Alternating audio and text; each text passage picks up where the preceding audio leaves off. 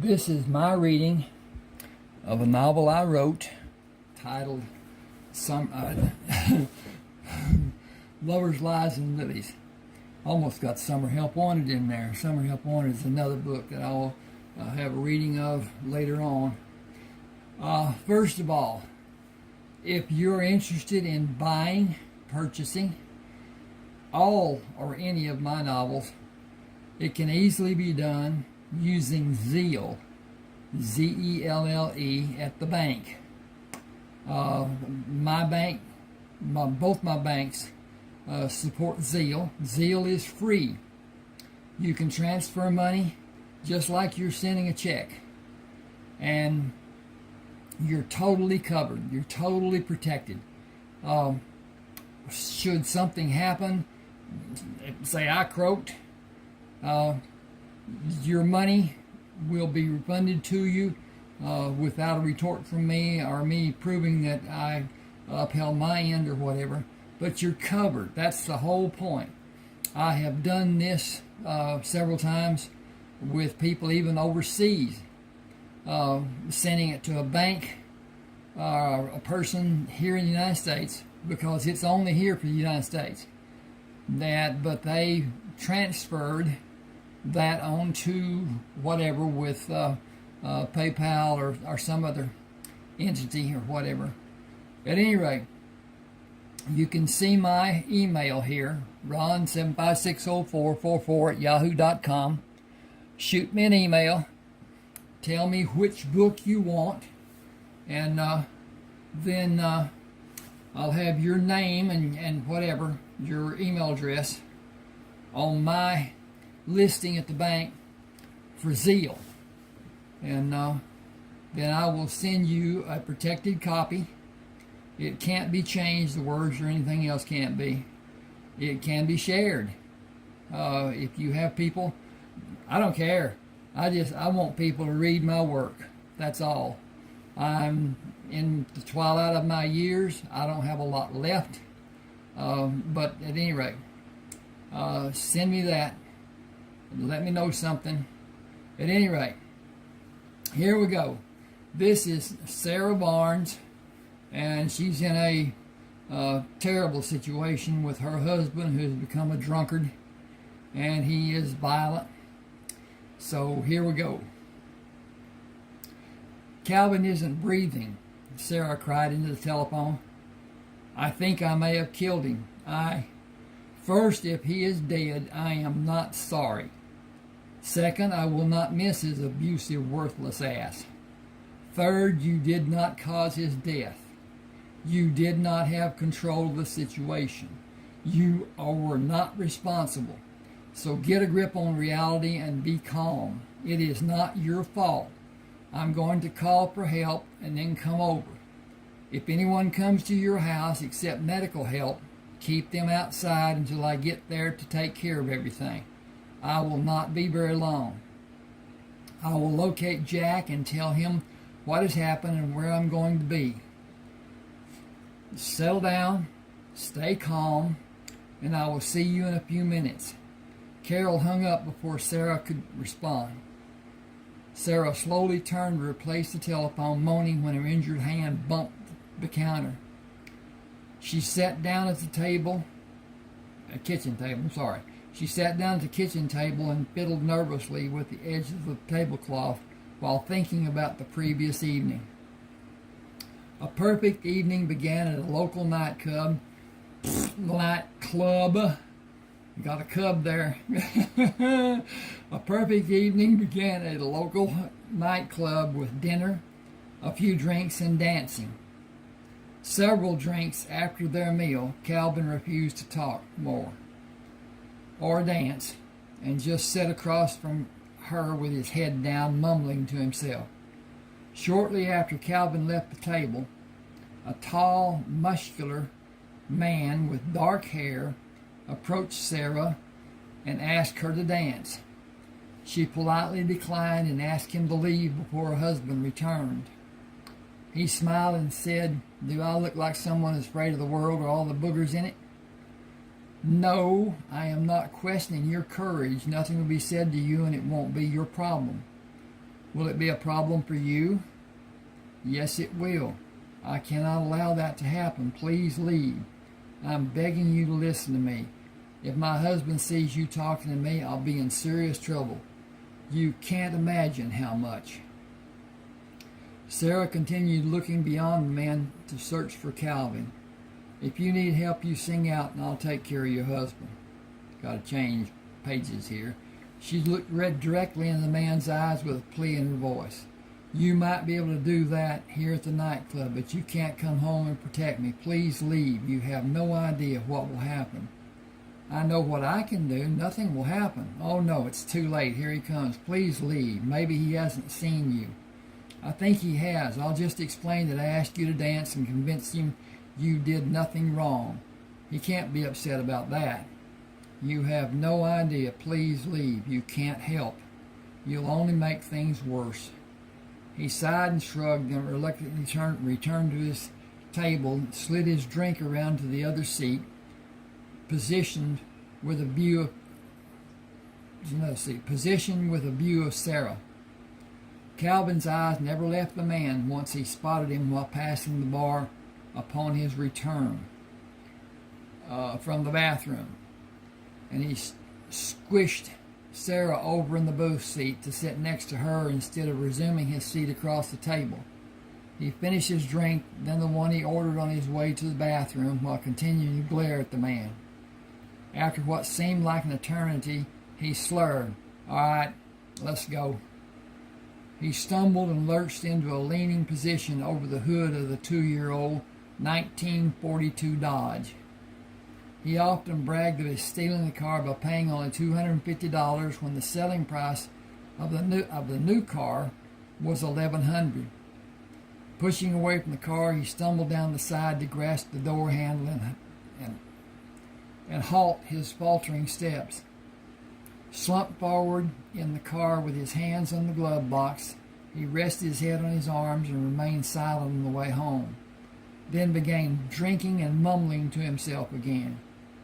He drank until the bottle was empty, opened another, carried the second bottle back to his chair, and threw the first bottle at the waste can by the bar. The whiskey bottle struck the side of the trash can. Knocked it over and broke against the wall. Sarah went into the bathroom and locked the door. She removed her makeup, undressed, and took a shower.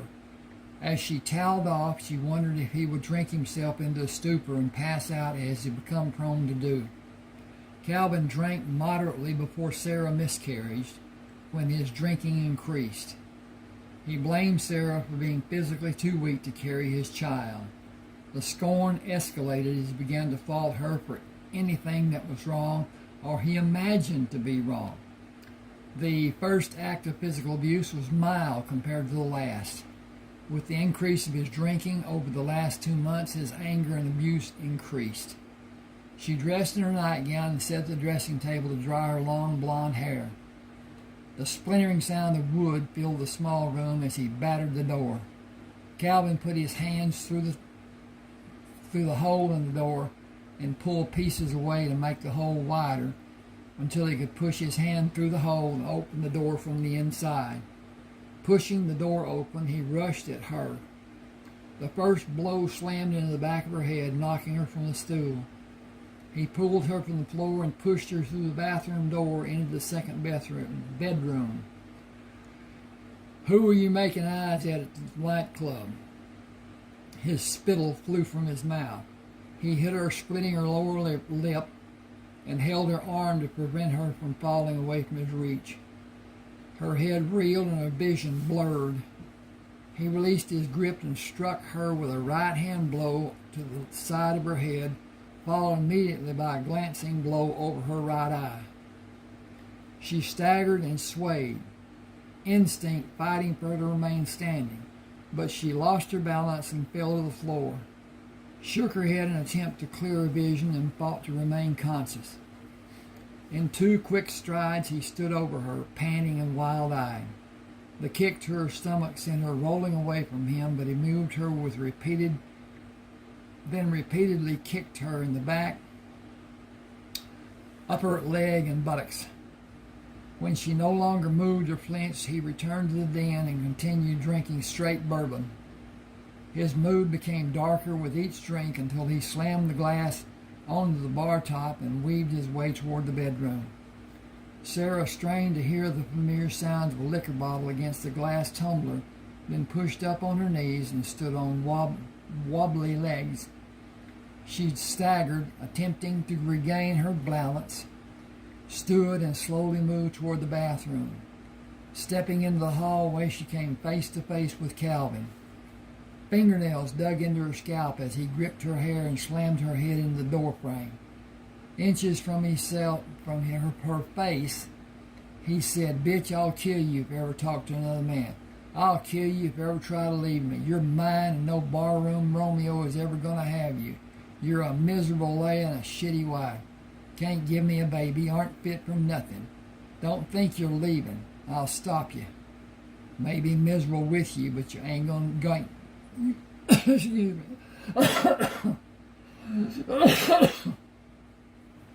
You ain't fit for you aren't going anywhere. You understand me, bitch?" He threw her against the opposite wall and viciously pushed her down the hall toward the doorway of the den. She lost her balance and fell when he struck her in the back of the head. He staggered and lost his balance while attempting to kick her, then returned to the den, leaving her on the floor. He knocked his drinking glass to the floor and shattered it. The stench of whiskey filled Sarah's senses. He took another glass from the shelf behind the counter and threw it against the wall over Sarah's outstretched body. The glass hit the wall, bounced, and struck Sarah in the back. She curled her body facing the end of the hall and the bathroom. Calvin staggered to her and kicked her in the stomach and left side of her head. And he left himself with one hand on the wall as he bent over and threw a roundhouse punch, landing a blow over her left eye. She did not see the blow that knocked her unconscious. She revived and to her amazement found she was in the process of crawling into the den. As she gained awareness, a moan of pain caught Calvin's attention. He lurched over to her, raised her from the floor by her hair until she stood facing him, and struck her in the nose with a clenched fist. She felt the horrifying crunch as her nose broke toward the right side of her face. Then she fell over the ottoman, knocked the lamp from the end table, and pretended to lose consciousness, sprawled on the floor. Calvin looked over the end of the couch. Can't be trusted. 26 years old and still can't be trusted. I know what you think you're going to do, but I'll stop you. I'll see you dead before anybody else has you. You're mine and nobody else's. Where's my drink? I need a drink, bitch. He staggered to the bar and poured a large portion of straight bourbon, drank part of the liquor, stumbled to the bedroom, and fell face down across the bed. Sarah lay still, listening as Calvin's breathing gained rhythm and became increasingly louder. She waited until she felt safe, then moved quietly past the bedroom where he slept and into the spare bathroom. I had to get a bathroom in there somewhere. Cold water on her face gave her relief, but also awakened the sensitivity of her broken nose and the small gash over her eye. With cupped hands, she repeatedly brought the cold water to her face until the flow of blood from her nose stopped. She continued to douse her face with the cold water, hoping to relieve the ache in her head. She went to the kitchen and found a one-piece metal ballpoint pen, filled a bowl with ice, and slowly moved down the hallway to the spare bedroom.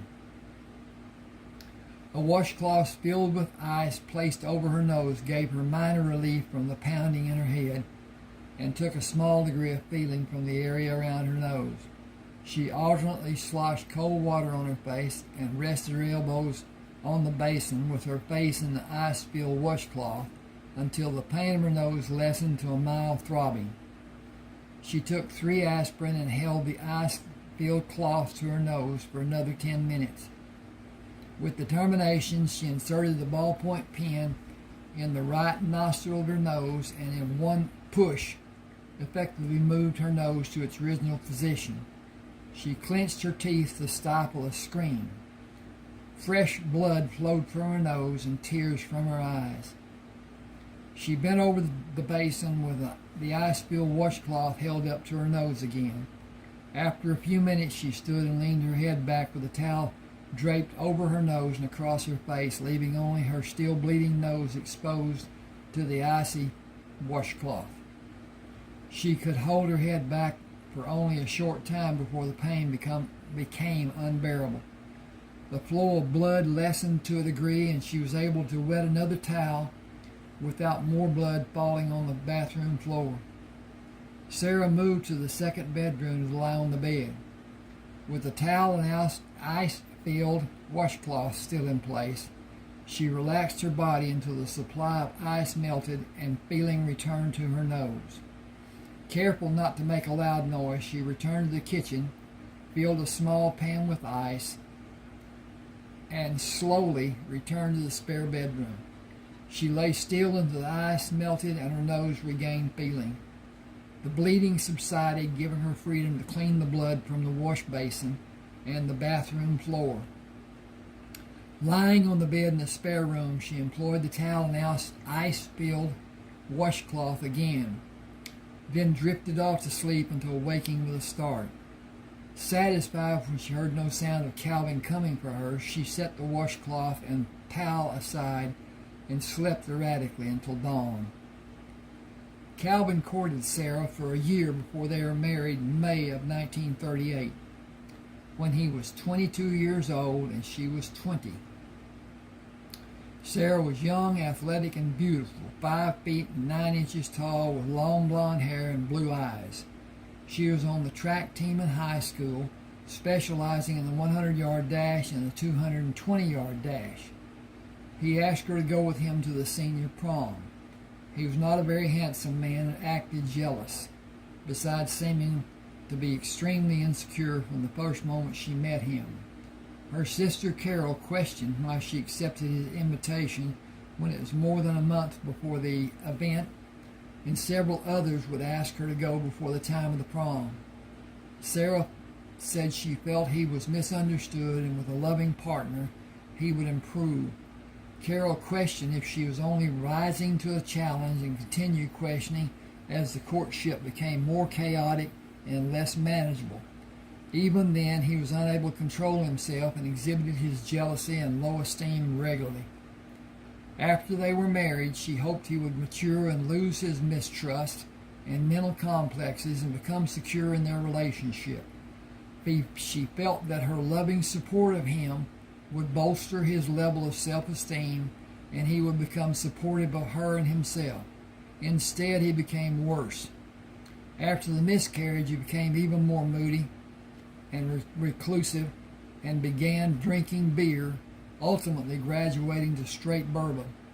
The drink affected his escape from the inner pain and whatever truly drove it, less and less as time progressed. Calvin became more frustrated, more sullen, and more abusive. He directed his anger and frustration at her, becoming more and more violent with each incident. Despite his abuse, Sarah held fond memories of dancing with Calvin on a number of their dates before their marriage, and hoped the evening of dinner and dancing would revive their relationship. But, like so many other times, something triggered his darker mood and eventually brought more violence. Her first broken nose happened when he hit her flush in the face with the bottom of a plate. He came home early one afternoon when he was given notice of reduction of force. He spent 3 hours drinking at his friend's house and was already brooding when he came in. He went straight to their bar and poured a large drink. Sullen and mumbling, he sat in the living room and drank the entire bottle. Faced with the empty bottle, his attention turned to Sarah, and he stormed in the kitchen, demanding dinner, and began slapping her when she said it would be ready in half an hour. Not satisfied with slapping her, he snatched the dinner plate from the table and struck her in the face, breaking her nose. Leaving her to fend for himself, I'm focused on him. Leaving her to fend for herself. He took another bottle from behind the bar and eventually passed out in the recliner. Later that evening, Sarah met her sister at the home of a doctor who was Carol's classmate through later years in their school years.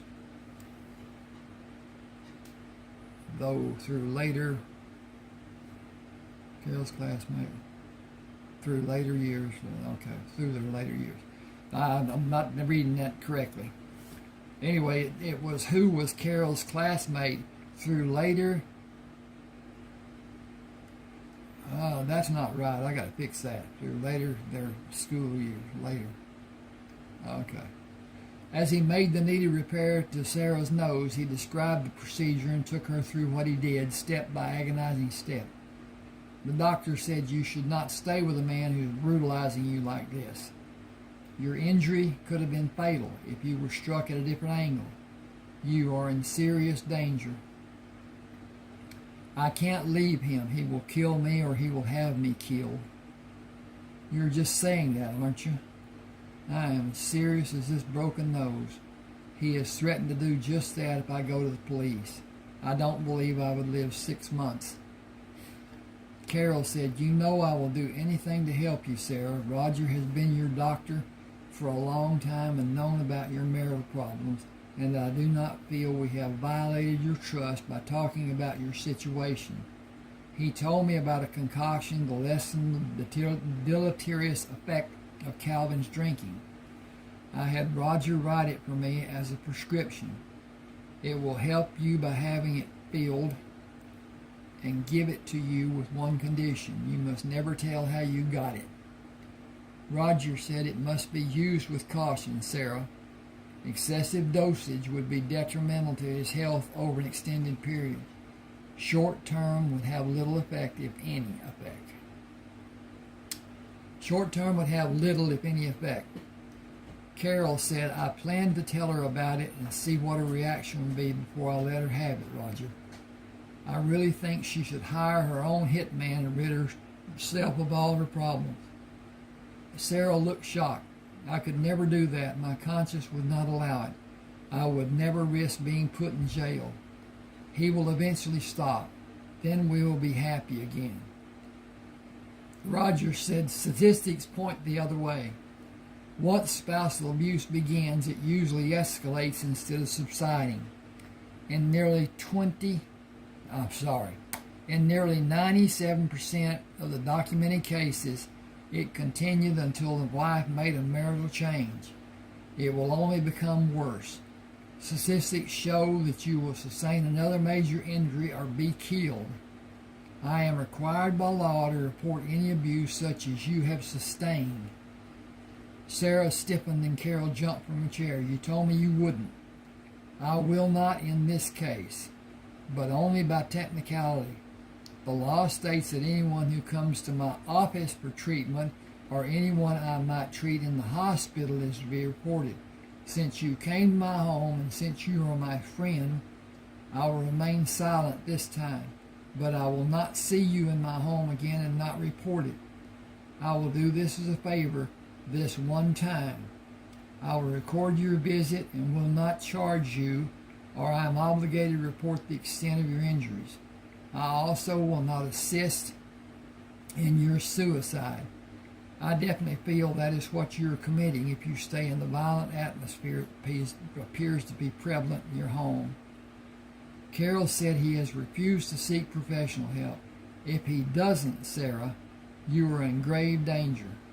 This will only get worse and become more frequent. The outcome isn't definite, but it is predictable. Stay there and you will be hurt. To what degree you will be hurt is anyone's guess. In situations such as yours, leaving is the only answer. Any police report having been written as a domestic incident is considered a private matter, and the people in the report are never harassed by further investigation or follow-up. Domestic and marriage are synonymous in the view of authorities.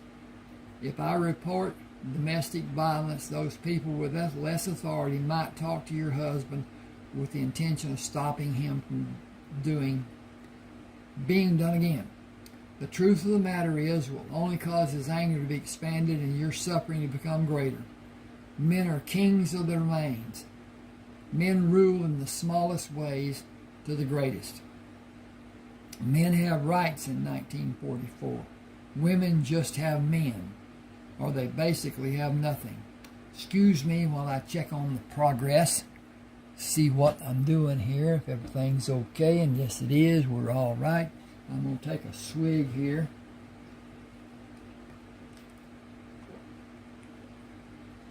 Again, if you didn't hear me before or are not knowledgeable about it, if you wish to buy this book or any other book, and if your bank has Zelle, Z-E-L-L-E, it's a transference of funds from one account to another account.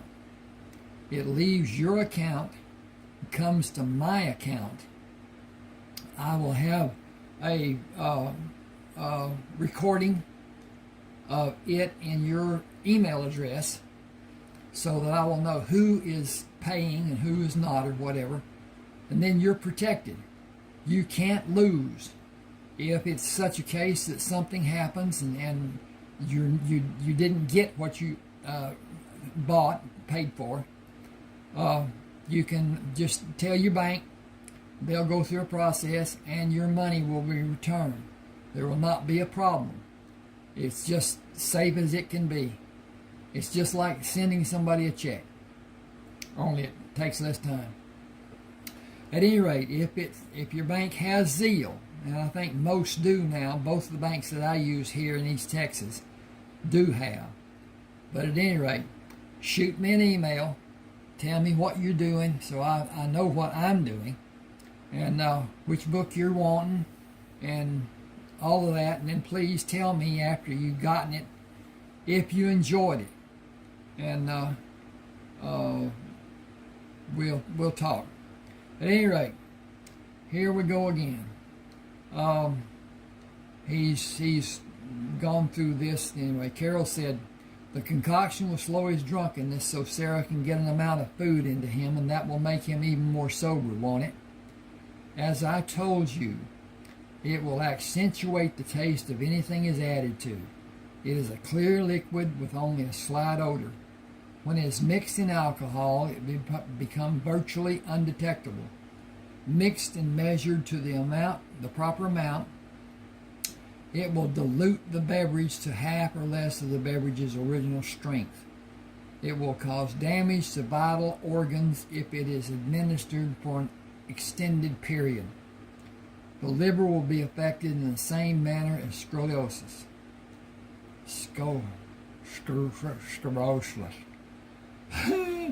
Scoliosis. Anyway, I'm not pronouncing that right. The kidneys will atrophy and become slightly, even moderately, dysfunctional. Both of those conditions will cause excess lymph fluid and tax the heart and other organs. If it is administered without end over the course of a number, okay, I got off here, months, it could be fatal. The liver is the only organ in the human body that lacks the ability to repair itself. Once the liver has sustained damage, it is permanent. Carol promised to keep the ingredients secret. You must also. The ingredients are detectable in an autopsy, but there is no standard test for them in this state, and they are substances that may be purchased at any pharmacy. They are harmless taken separately. Carol turned to Sarah and said, "You promised not to tell you got this from." "I do." The doctor held his hand up. "That's not enough. Do you promise not to reveal what the combination is in part or as constituted in the whole?" "I will never reveal what it is you give me or what the ingredients are." He relaxed and leaned against the counter. "I trust Carol, and she said I could trust you. I should never have talked to her about it, and only did because we were having a casual conversation in a moment of my weakness. I was in a study group before med school, and we discussed combining different natural substances to help or hurt in given scenarios. Assignments were made to each of the members to find components for that purpose. Pharmacy was a very interesting study for me, and I went much further than the others. I think it should be farther, but kept my findings secret, as some of what I learned was a help for different needs, and some were lethal. I could be called on the carpet for ethics, but nothing would come from the reprimand. Still, I want my reputation to be unsullied. Use the ingredients to whatever happiness they may bring you, Sarah. It is only a small deterrent and isn't an answer. His seeking professional help or your separation is the only true answer. Alone, back at the house, Sarah diluted the bottles of liquor in the cabinet of the bar with the mixture, but Calvin had bottles of bourbon hid in the garage, locked in the storage shed, and locked in his car. He had the only keys to the car in the storage shed. She was afraid to make copies of the keys for fear he would find what she did and become enraged. The risk was too great to justify the benefit. The dilution only slowed his drunkenness and did nothing over the course of an evening. He was fully as drunk as he would normally been and refused to eat, then became angry when she offered him food. Are you trying to stop me from escaping? Are you trying to take away my buzz? As it became more time-consuming for him to reach the level of intoxication he desired, the frequency of violence accelerated. His mood swings became more acute, and he suffered headaches, nausea, and physically trembled the morning after each drunken night. Attempting to counteract the ill feeling, he began drinking when he was able to locate a bottle. Depression and condemnation of Sarah reinforced his belief that she was the root of everything wrong in his life. He felt the need to punish her for that responsibility. He despised his frailties and hated her more for causing his weakness. His illogical reasoning only heightened his hatred for her, and the need to physically punish her became more pronounced. Intoxication brought more depression and concluded his thought process into delusion and transference of his guilt to Sarah. He was ashamed of himself when he became sober and realized how he had harmed her, then drank to hide from acknowledgement of guilt. He considered suicide but turned to the bottle to escape rational thought and guilt, then reasoned it was a weak person who would take his own life. In his twisted thinking, he was strong. It was Sarah who weakened him. 9 days after he broke Sarah's nose the second time, Calvin came home after 11 in the evening, after being arrested for driving under the influence of alcohol at 7:30. He was taken to the police station, his car impounded for 24 hours. He called a friend to pay the fine and get him released. They stopped at a bar for a number of drinks before the friend drove him home. He struck Sarah on the left side of her head when she asked where he'd left his car. She fell to the floor and he kicked her in the chest below her neck. She rolled onto her stomach to avoid being struck in the front of her body. Her movement frustrated Calvin's attack, enraging him. He kicked her in the ribs. When she jerked her hand to his side, he violently wrenched it away from her body, slammed his foot down on it 3 times. She reflexively screamed in pain. Pulling her knees under her, she straightened her body and rested her weight on her knees. The last 3 fingers of her hand hung loosely as she took her left hand in her right hand and screamed in pain caused by the movement of her twisted fingers. Calvin swore at her and moved into the den for a drink, leaving her alone to tend her wounds. She held her right hand as she cradled under her left and slowly moved to the bathroom. She forgot the pain in her right side as she concentrated on holding her fingers immobile. She took a plastic container of tape from the closet, being cautious to protect her fingers. After a shock of pain struck her when her left hand when she attempted to remove the outer cover from the roll of tape. She considered wrapping the fingers separately, then decided to wrap her hand in a face towel and wrap the outside of the towel with tape to hold her fingers in a semi-rigid position. Sarah lay sleepless in the spare bedroom, listening to Calvin rant about what he would do to avenge himself on all policemen. He drank and mumbled between his tirades against authority and screamed at Sarah. He drank until he fell asleep in his favorite drinking chair. His breathing alerted Sarah to his insensitiveness and her safety. She spent the greater portion of the night awake and in pain, but did not leave the bed for fear of wakening Calvin and suffering further abuse. She was positive 3 of her fingers were broken and guessed she had bones in her hands. Should be she had guessed broken bones. Okay, I'll fix that. The slamming of the door woke Sarah from a fitful sleep. She listened. Silence. She sensed that Calvin was not in the house. Painfully she dressed, ran a comb through her hair before putting a scarf over her head. She managed to tie a knot on her chin by only using her right hand. Avoiding sudden movement of her injured hand, she drove slowly to Carol's house. Carol's shock turned to rage when she realized Sarah's hand was taped inside a towel. "What's wrong with your hand?" "I fell. Let's leave it at that." "Fine, if that's the way you want it, but this is the last time we'll help you. If you stay with Calvin, he'll eventually kill you both." "Oh, hellfire, I'm sorry I said that. It just makes me so damn mad when he hurts you and gets away with it.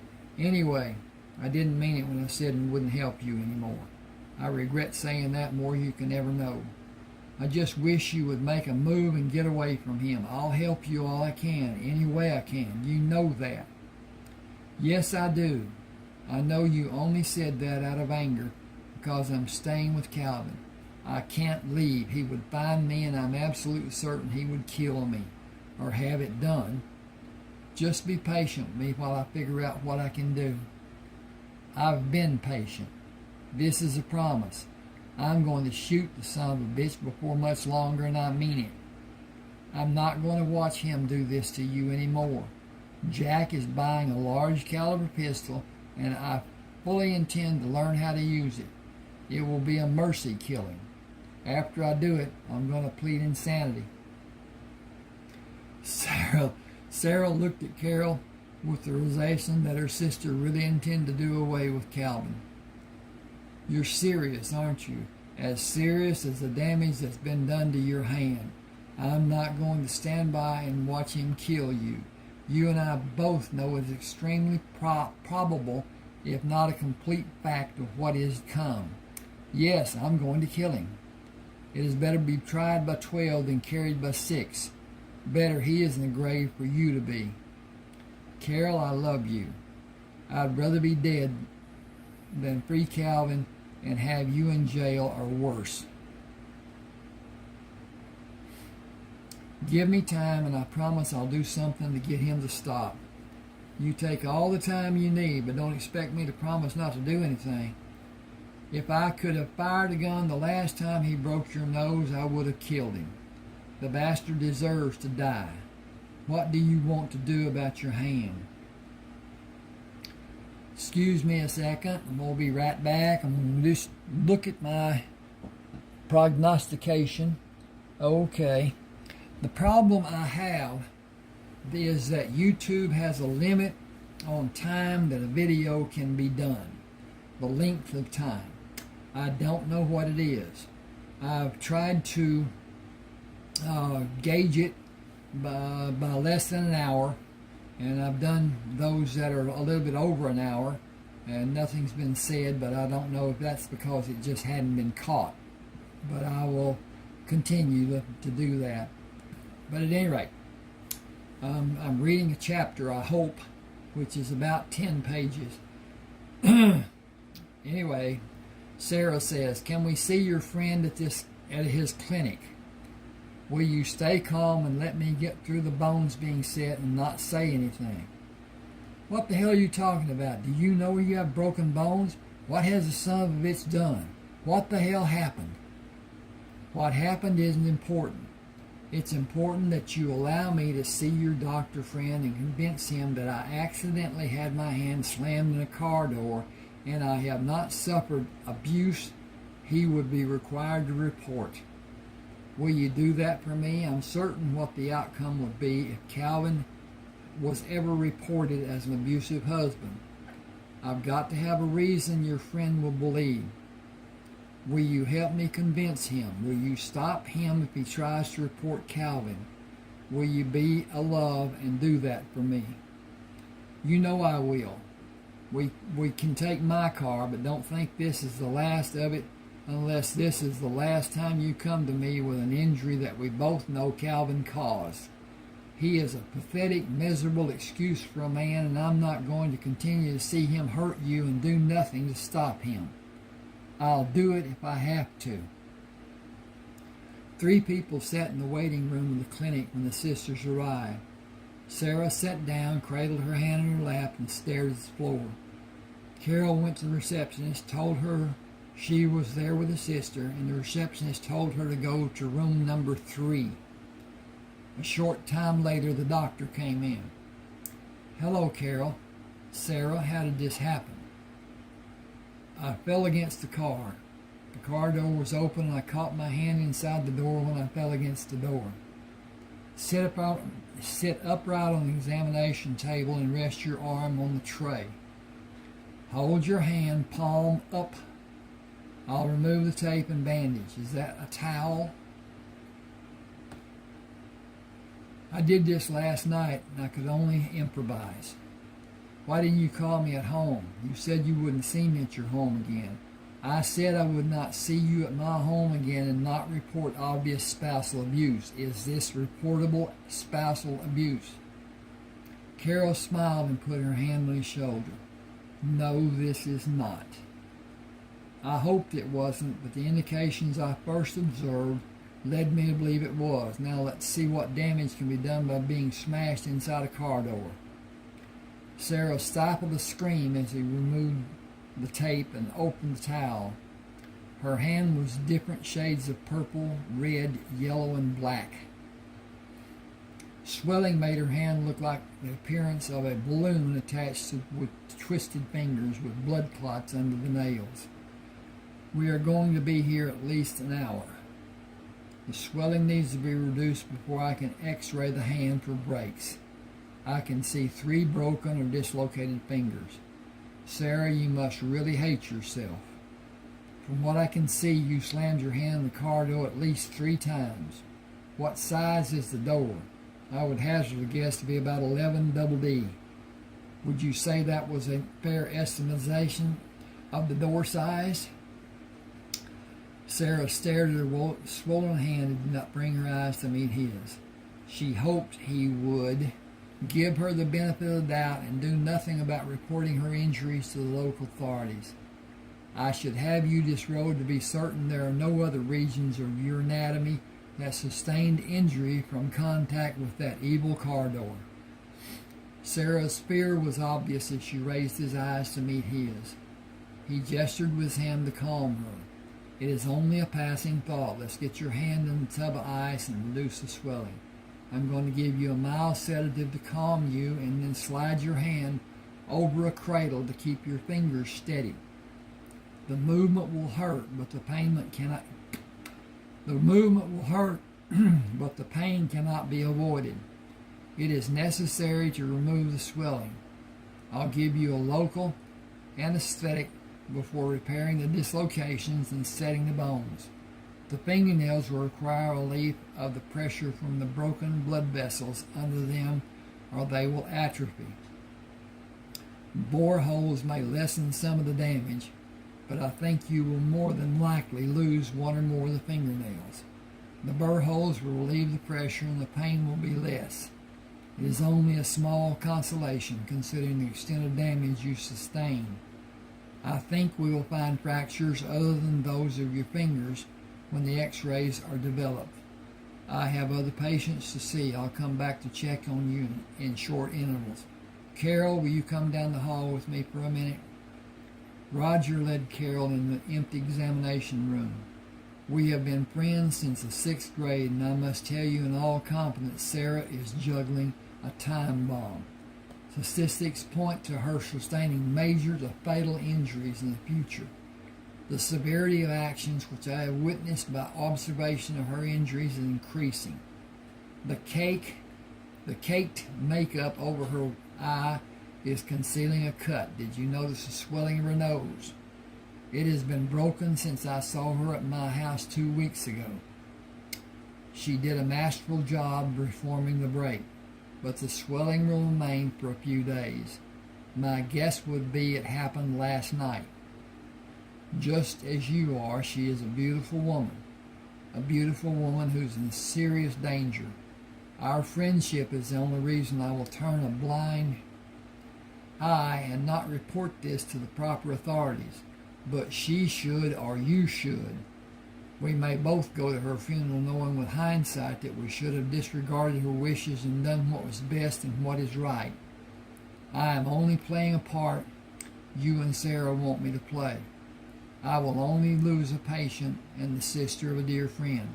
I will lose sleep for a time, then rationalize it as my patient's desire. Doctor-patient trust is what I am abiding by. You, on the other hand, will suffer for the rest of your life. Something needs to be done. Some course of action needs to be instituted. Carol said, I know you're right and I have a plan, but I promise to give her time.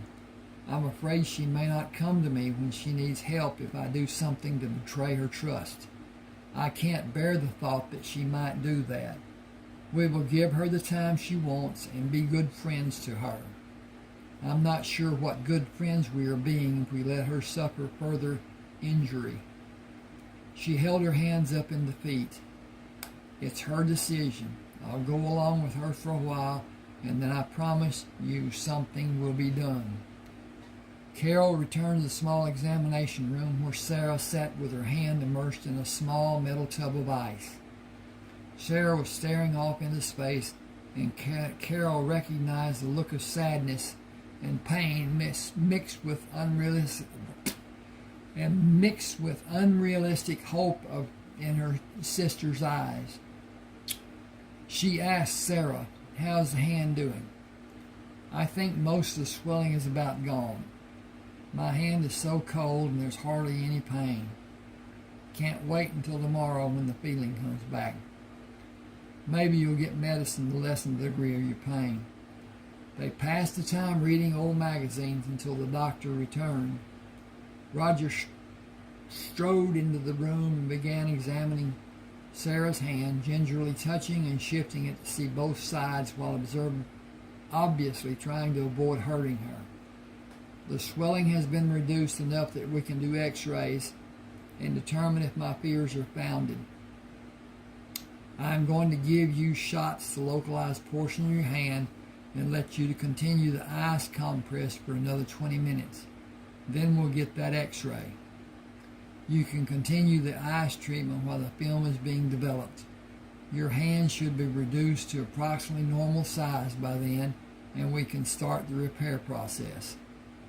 Sarah had 2 fractured bones in her hand, and 3 fingers had multiple fractures and dislocations.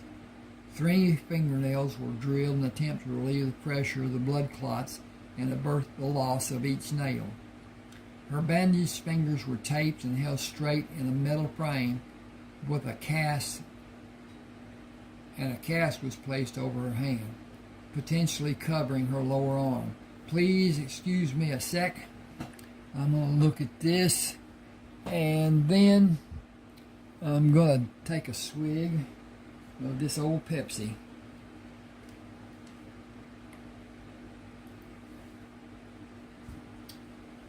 Now, maybe I got my mouth right for the rest. see where we are.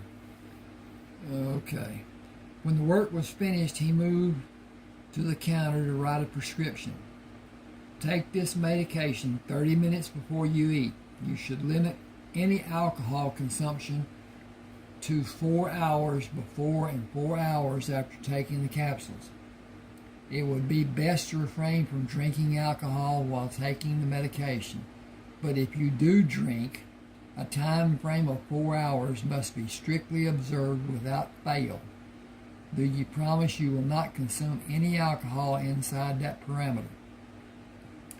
If you do, the medicinal value may be significantly reduced. It may also cause high blood pressure and you will experience an astronomical headache. Different people react differently, but the major portion of the population will have an adverse reaction. The only way you can know would be to consume alcohol, take the medication, and wait for the result. I don't believe the experiment is worth the possible result. Do not take more than 6 capsules in any 24-hour period. Do not take any other medication in conjunction with this medication. Take care to allow the medication to help you. Sarah smiled. Thank you for all your help and understanding. I will not drink while taking this medication. I promise to be very careful. Good. I want to see you in 10 days.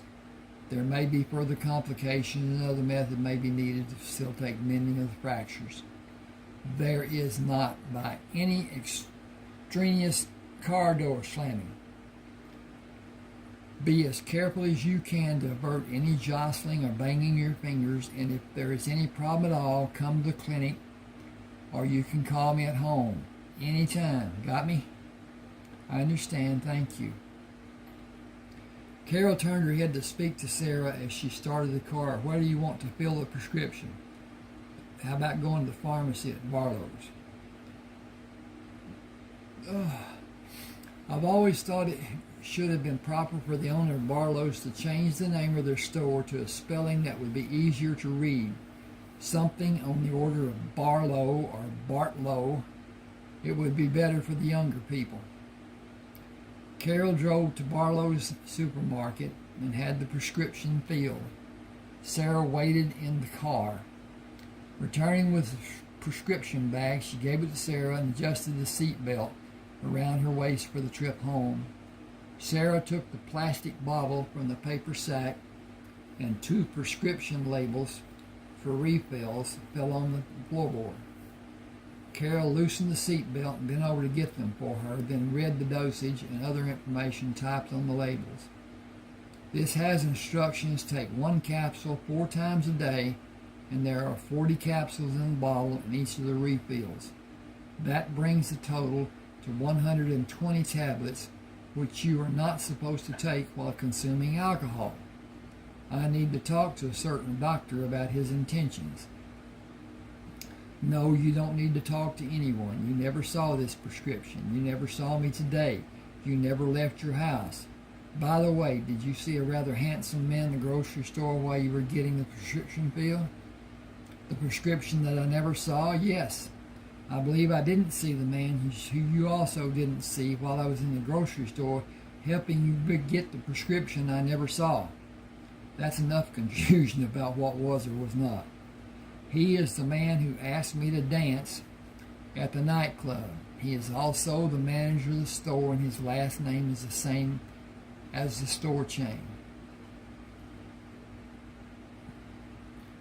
How did you glean all this information? I saw him go in the store and ask one of the guys who carried out groceries. He is taller than I remember from the nightclub. All the times I have been here before, I had not seen him. I asked the boy if he was married, and he told me he was not. He became very talkative and told me the store manager just came here from New Orleans. So what is his name? John is his first name. I didn't remember him being so nice looking at the nightclub. Absolutely dreamy. Carol opened her door and stood outside the car. Come on, I want to get a good look at Mr. Jon Bartleaux. What are you going to do? Ask him for a date? only as a stand-in for you. You should be ready in about 3 months, sooner if you dump the loser you've been using, who has been using you as a punching bag. You never allowed anything like that to happen before you were married. You were strong and self-reliant. What changed you? You know I will do anything to save my marriage. I hate failure, and I will do what I can. And yes, it's about to change. I am at my wit's end to realize the truth in what was just said by your doctor friend. I am in a dangerous position. Something has to change. It has to become a harsh habit, and if the concoction doesn't work, I will do something. I'm not sure what, but something. Sarah exited the car. I'm going with you, only if you promise you won't do anything to embarrass either one of us. Carol smiled. I'll ask very discreet questions and learn more about him than you would if you interviewed for the 6 o'clock news. You just stay off to the side and observe. Jon Bartleaux was stocking canned goods when they found him. Mr. Bartleaux, I bought a chicken here last week which was tainted. Who do you get your chicken from, and how is it processed and cared for after it's packaged? I'm sorry you didn't tell me your name. I'm Carol Howell. He looked at Sarah. Your name? Sarah Barnes. Your husband's name? Calvin. His last name, is it Barnes? I talked to you at the nightclub. Was there trouble after you left? He looked at Sarah for a response, and when none came, he said, there was, wasn't there? If looks could kill, I'd be pushing up daisies. What happened after you left the nightclub? Is that the reason for the cast? You won't make trouble for me, will you? Not in the least. There's an office upstairs. See that mirror? It is a two-way glass, and the office is behind it. Go through the double doors, turn to the right, and the office door is at the top of the stairs. He moved his hand into his pocket and produced a key ring with a single key. Here is the key. You two go up, and I'll join you as soon as I get someone overstocking this aisle, to take overstocking. You can take your medication on the way to the office. The water fountain is near the bottom of the stairs. Sarah smiled at Jon. How do you know about my medicine? It pays me to know all I can about the customers at the store. Also, you and I have mutual friends. Jon moved to the front of the store while Sarah and Carol went to the office. He arranged for his relief and joined the two sisters moments later. Okay. Were you able to take the medication? Are you comfortable in these chairs? Yes, I did, and I believe we are both comfortable. Thank you. You said we have mutual friends? I have a degree in pharmacy, and I know most of the doctors who have offices in town. Smiling, he turned to Carol. About the chicken that wasn't fresh. It was only a ploy to talk to me, wasn't it? Carol laughed. Why, Jon, we are both married women. It isn't socially acceptable for us to make obvious advances toward a member of the opposite sex. He smiled and turned his attention to Sarah. I hoped you might need dance lessons, or you could give me a few. Sarah relaxed with Jon's comment, realizing he was no longer a threat to her safety if he was interested in her health and not aggressive in his attitude toward Calvin like he was at the nightclub. She was not usually at ease around a person until they were well acquainted and she knew their motives, but suddenly trusted Jon as she would an old friend as she observed the tenderness in his eyes. She felt he would protect her and guard his actions from causing her harm. He was an unusual man in her estimation. I didn't have the opportunity to observe your dancing skills, so I'm not sure if I'm able to help you with lessons or if the opposite is true. At any rate, I will never know. My husband is jealous, and the scene that would have evolved would have been detrimental, to say the least. My nose is itching. In my estimation, the least said about your husband is the best way to keep my mind on more pleasant things, such as his wife. Did you ever see someone and feel as though you have known that person in another time? The feeling that there isn't anything could be said between you and that would be misconstrued or found offensive to the other person. I felt that when I first met you. I also felt you have a deep sorrow. I had the strongest desire to protect you from further sorrow, though no idea how to do that or if you would accept. I will do anything that is allowed or acceptable within the realm of good taste. I mean acceptable to you and not what society might dictate. Anything, anytime, anywhere, and without reservation. I am at your disposal. Merely a word and I will be there. No strings attached, nothing expected in return. Both of you should know my intentions are purely honorable toward any marriage. I value the sanctity of the marriage bond, but I value the person even higher. I admire loyalty, but what value does a marriage have if one of the partners is mentally or physically ill, or if that person's infirmity is causing partner physical harm? Excuse me a second again. Gotta check. Oh. Okay. Hope this ends pretty soon. Sarah, this is the chapter. I'm not talking about the whole book. Sarah took Carol's hand and faced Jon. It is hard to talk about, but you're entitled to an explanation after what our first conversation involved.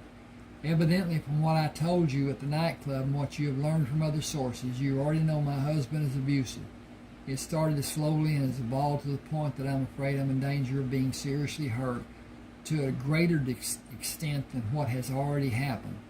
My fear is substantial and it is predictable that the way he has become is going to become worse, unless there is a radical change. I don't believe I'll be alive 6 months after I left him. Leaving isn't the answer to my dilemma. It only extricates me from him and his warped thinking for a short time. It will not give me safety. Jon stood and assisted Sarah from her chair. Come here tomorrow if you're able. I have to talk to a few people. Business, you know. I would like to talk to you further, but other appointments have already been made. Do you think you may be able to come see me tomorrow? I think I will be able to come if Calvin is working. Do you want both of us to come? No, just you. I would enjoy seeing Carol, but I need to see you alone. Is that acceptable, Carol? No problem, either way. I want my sister well, and no sacrifice would be too great. That I am making any sacrifice. I'll drive her if she wants. I can do whatever she needs. He said, unless the pain is such that you feel it is impossible to refrain from having more of the prescription, take as few as you can. Aspirin will give you temporary relief. The rub is that aspirin and the prescription taken inside the period of an hour will put you to sleep in a snap. Alcohol will reduce the effect of the aspirin and medication taken together, but it will still put you to sleep. If you can refrain and substitute another pain reliever, it will serve you better. I'll see you tomorrow at whatever time you can. I'll be available all day from 8 in the morning until 8 at night. Sarah and Carol left the store, went to Carol's house, and Sarah drove home. Calvin sat in his favorite chair with a large glass of bourbon in his hand. Sarah moved in the room cautiously. Can I get you something? Turn on the television stereo. No, I have a headache. My ears have been ringing all day. Where the hell have you been? I needed to eat. Where were you? He did not acknowledge the cast on her hand. Carol and I were shopping. I didn't spend any money. You better be glad you didn't, because I'm going to be laid off in 2 weeks. We are only going to have unemployment insurance to live on for just 12 weeks, then it ends. Get me something to eat. Get me a couple of aspirin first. My head's about to split open. He gulped down a large drink, put his head on the back of the chair, and closed his eyes. Why don't you go into the bedroom and lie down? I'll bring some of my medication for your headache. Sarah went to the bathroom and opened a new bottle of aspirin using her teeth. She put the few older aspirin into a newly opened bottle, poured the contents of prescription into the empty bottle, shook a pill from each bottle, and carried them into the bedroom for Calvin. "Oh, I forgot to bring water for you to take the medicine." "Never mind, I have a drink. Water only hurt my buzz." He drank from the glass each time he took a pill and fell back on the pillow. Sarah waited 15 minutes and took another aspirin and pill from medication to Calvin. After shaking him and pulling him into sitting position, she placed the pills in his mouth. He merely looked at her as she poured a small amount of water over his lips. She pushed his head back until he was forced to swallow. A small amount of water went into his trachea and he coughed as she laid him back on the bed. He turned on his side, coughed again, and fell back asleep. Sarah managed to prepare a small dinner, watched television in the den, and did crossword puzzles for 3 hours, only complicated by the need to carefully protect her injured hand. After taking a shower, she brushed her hair and dressed before taking 2 pills to Calvin. His eyes opened and closed, then remained closed, and he offered no resistance, falling back on the bed when Sarah released her support. His head turned at an odd angle, and she pulled it into a position that would be comfortable for him. It was her intent to keep him as sedated as possible to induce sleep. He was even more depressed after being told about the dismissal. It was a certainty in her mind that he would drink and become violent if he woke. She would do anything to avert another incident. Bending, she turned the alarm to the on position and went to the spare bedroom for the night, hoping to avoid waking him and be out of his reach should he wake of his own accord.